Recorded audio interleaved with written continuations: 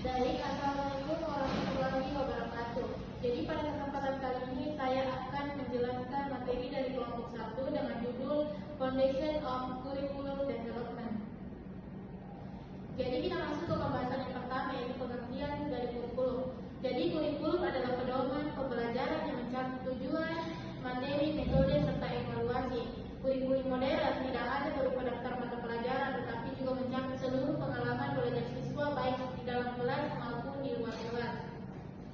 Selanjutnya yaitu pengembangan kurikulum. Pengembangan kurikulum merupakan proses sistematis yang meliputi perencanaan, pelaksanaan, evaluasi, dan perbaikan. Proses ini harus memperhatikan kebutuhan siswa, perkembangan iptek, dan tuntutan masyarakat. Selain itu, perkembangan kurikulum juga melibatkan berbagai pihak, terutama guru sebagai pelaksana utama di dalam kelas.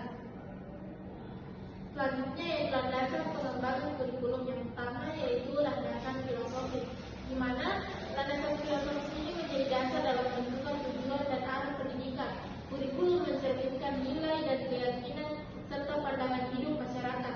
Landasan ini juga berperan dalam pembentukan karakter dan moral peserta didik.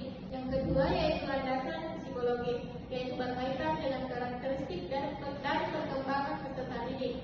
Kurikulum harus disesuaikan dengan kemampuan minat dan tahap perkembangan siswa agar pembelajaran lebih efektif. Selanjutnya yaitu landasan sosiologis, berhubungan dengan kondisi sosial dan budaya masyarakat. Kurikulum juga harus relevan dengan kebutuhan masyarakat dan mampu membantu peserta didik agar siap berperan dalam kehidupan sosial. Selanjutnya yaitu landasan ilmiah dan teknologis, mengacu pada perkembangan ilmu pengetahuan dan teknologi. Kurikulum harus selalu diperbarui dan mengintegritaskan teknologi agar tetap relevan di era yang modern.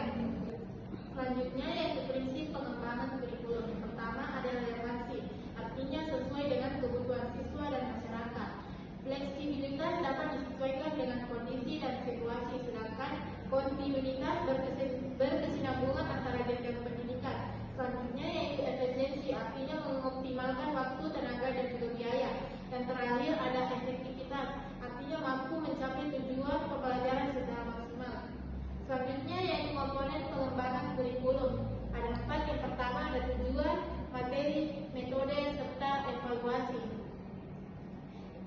Selanjutnya ada model pengembangan kurikulum. Yang pertama ada model Thailand, berfokus pada tujuan pendidikan sebagai dasar utama. Dengan langkah yang pertama menentukan tujuan, pengalaman belajar, pengorganisasian pengalaman belajar, dan yang terakhir ada evaluasi.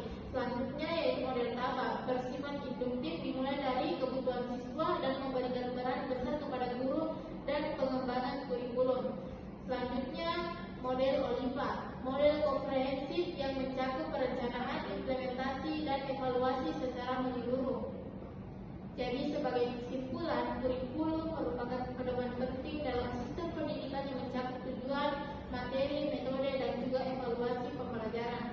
Perkembangannya harus dilakukan secara sistematis dengan berlandaskan aspek filosofis, psikologis, sosiologis, serta perkembangan ilmu pengetahuan dan teknologi. Selain itu, kurikulum harus bersifat dinamis dan adaptif agar tetap relevan dengan kebutuhan peserta didik dan perkembangan zaman, serta mampu membantu keterampilan dan kemampuan berpikir peserta didik dalam menghadapi tantangan zaman. Mungkin itu saja dari saya. Lebih dan kurangnya mohon dimaafkan. Wassalamualaikum warahmatullahi wabarakatuh.